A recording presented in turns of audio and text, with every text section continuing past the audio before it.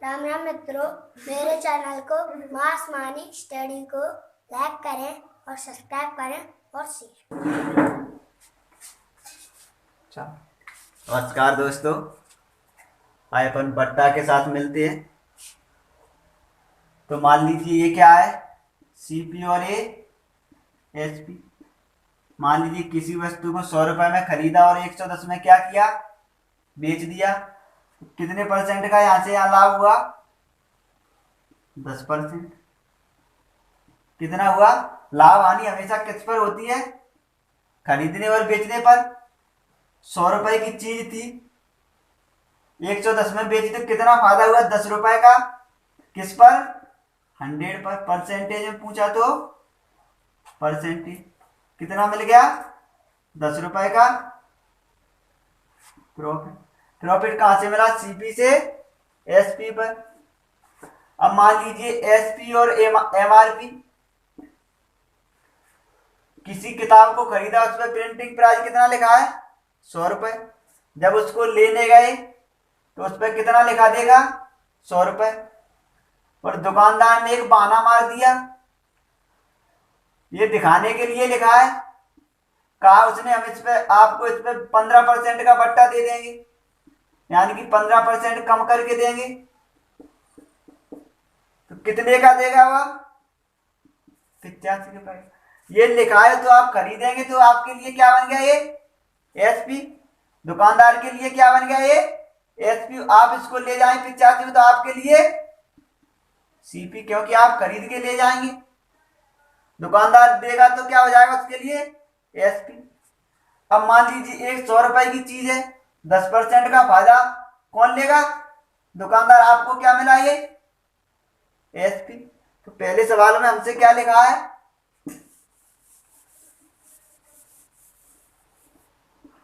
किसी वस्तु का अंकित मूल्य, किसी वस्तु का क्रय मूल्य उसके अंकित मूल्य का कितना है? 64%। यदि अंकित मूल्य पर कितना बट्टा दिया जाए? 12% का बट्टा हमेशा कहां पर दिया जाता है? अंकित अंकित मूल्य पर। उसके बाद क्या पूछा है? लाभ परसेंट। CP MRP. क्या कह रहा है? क्रय मूल्य उसके अंकित मूल्य का कितना है? मान लीजिए अंकित मूल्य क्या है? लेट। ये क्या किया? मान लिया 100 रुपए का है, कितना है इसका? 64%। 100 का 64%, 64। यदि अंकित मूल्य पर कितना बट्टा देगा? 12%। बट्टा बेचा एमआरपी पर। ये क्या है? डिस्काउंट। 12% का बट्टा मिला तो 12 रुपए। तो ये कितने का मिलेगा?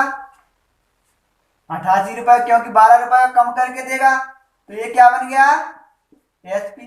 क्योंकि एमआरपी में बट्टा मिलने के बाद एसपी, ये प्रिंटिंग प्राइस लिखा हुआ था, उसने इतनी छूट दी तो क्या मिला? एसपी। क्या पूछा है? लाभ परसेंट। लाभ हानि हमेशा सीपी और एसपी पर। तो यहां से यहां तक कितना बढ़ा? 24 रुपए। किससे बढ़ा? 64 रुपए। पहले कितने का था? 64 का। कितने का बेच दिया? इतने का। परसेंटेज पूछा है, 8 से क्रॉस किया तो ये 3 और ये 8। कितना मिला? 3/8 इंटू 100%। इसकी वैल्यू कितनी हो गई? 37.5%। तो हमारा आंसर क्या हो गया? 37.5%। सेकंड सवाल में हमसे क्या कहा गया है? एक बैग की खरीद पर कितने परसेंट छूट मिलती है? 20%। उन बैगों का अंकित मूल्य क्रय मूल्य से कितना अधिक है? 50%। अधिक अंकित किया गया है तो नितिन ने एक बैग के लिए कितने रुपए दिए? 840 रुपए। तो बैग का क्या पूछा गया है? क्रय मूल्य। बैग की खरीद पर कितनी छूट मिलती है? 20%। उन बैगों पर अंकित मूल्य कितना है? क्रय मूल्य से 50% अधिक। सीपी और एमआरपी। 50% क्या किया? अधिक। किससे? अंकित मूल्य क्रय मूल्य से कितना अधिक है? 50%, 150। छूट कितनी मिली? 20%। छूट हमेशा किससे मिलती है? एमआरपी से। तो क्या बनेगा ये छूट मिलने के बाद? 20% की छूट मिली।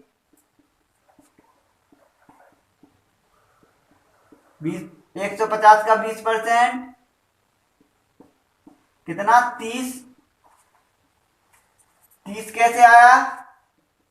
100, एक जीरो से एक, ये दोनों 15 दूनी 30। तो कितना कम हुआ? 30। तो कितने बचा? 120 रुपए। 150 रुपए की चीज 20% का डिस्काउंट देने पर कितने रुपए कम हुए? 30 रुपए। तो कितने की मिली? 120 रुपए की। तो अब बैग के कितने रुपए अदा करता है? 840। सवाल का अनुपात कितना कह रहा है? ये मानी हुई चीज है। अनुपात 120 रुपए क्या है? सवाल बोल रहा है, पर देने कितने पड़े?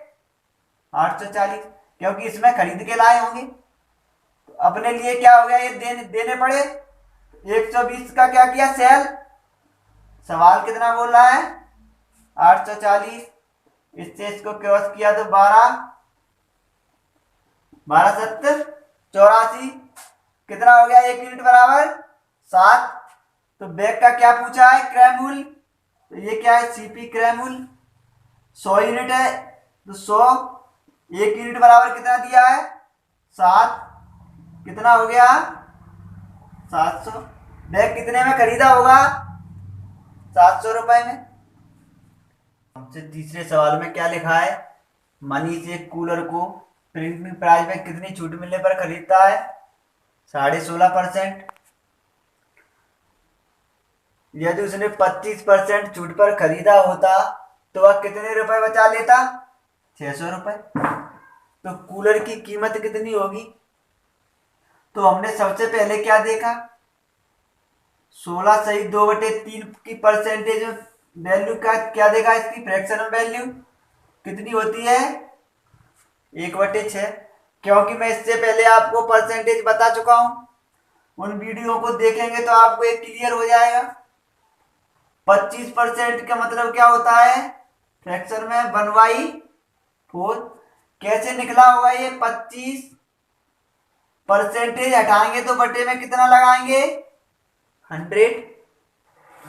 यहां से इसको कैंसिल किया तो 1/4, क्योंकि 25 से कम 25, 25 चौक 100। इस प्रकार ये क्या हो गया? ये इसी प्रकार ये निकालेंगे। तो उसने क्या किया? इतने पे खरीदा। तो हमें एक ऐसी संख्या लेनी है कि इन दोनों से आसानी से क्या हो जाए? कैंसिल। तो क्या हो सकता है? 24, क्योंकि इन दोनों का गुणा क्या होगा? 24। तो क्या लिया? 24। तो यहां पर देखा, ये क्या है? 24। मान लीजिए ये माना है, क्या है? मान लिया है, सवाल में दिया नहीं है हमें ये। तो ये क्या हो गया हमारा? एमआरपी कितना मान लिया? 24। पहले कितना मिला हमें? 16.5%। 16.5% ये। तो यहां पर देखा ये कितना हो गया? 24। 16.5% का फ्रैक्शन में वैल्यू कितनी? 1/6। इससे काटा तो ये कितना आ गया? 4। तो यहां कितना मिला? 4 रुपए का बट्टा। 24 रुपए की चीज थी, ये बट्टा मिलने पर 20 रुपए, यानी कि 20 यूनिट की। यदि अगर 25% में खरीदता तो कितने रुपए बचते? 600। अगर 25 में खरीदता तो कितने बचते? 600। 25% फ्रैक्शन में ये वैल्यू कितना बचा? ये 25 का देगा 24, 1/4। 25% लिख लो या 1/4। कितना आ गया? 6। तो 6 कितना मिला? 6 रुपए। कितना हो गया? 18। मान लीजिए यदि हम मोदी सरकार में मंत्री होते तो ये काम करवा देते। अगर होते तभी तो होता काम। यदि का मतलब क्या है? मान लीजिए कोई मित्र आया, इस कीमत में हम खरीद के लाए और इतनी देर में एक मित्र आ गया, उसने कहा कि हम आपको ये चीज 25% छूट में दिलवा देते, तो कितने में मिलती? 18 में। मान लीजिए मैं कितने की खरीद के लाया? 20 की। वो कह रहा है कि मैं कितने में दिलवा देता? 18 में। कितना यूनिट बचा यहां से यहां तक? 2 यूनिट। सवाल कितने बोल रहा है? 600 रुपए। तो 1 यूनिट बराबर 300 रुपए। तो क्या है, उस कूलर कितने रुपए में खरीदा? तो ये तो मेरी रियल कीमत थी, क्योंकि इसी में हमने खरीदा होगा। ये तो क्या है, अगर ऐसा होता तभी तब की बात है। तो कितना? 24 इंटू 20 इंटू 300 कितना आ गया? 6000। तो कूलर कितने में खरीदा? 6000 रुपए।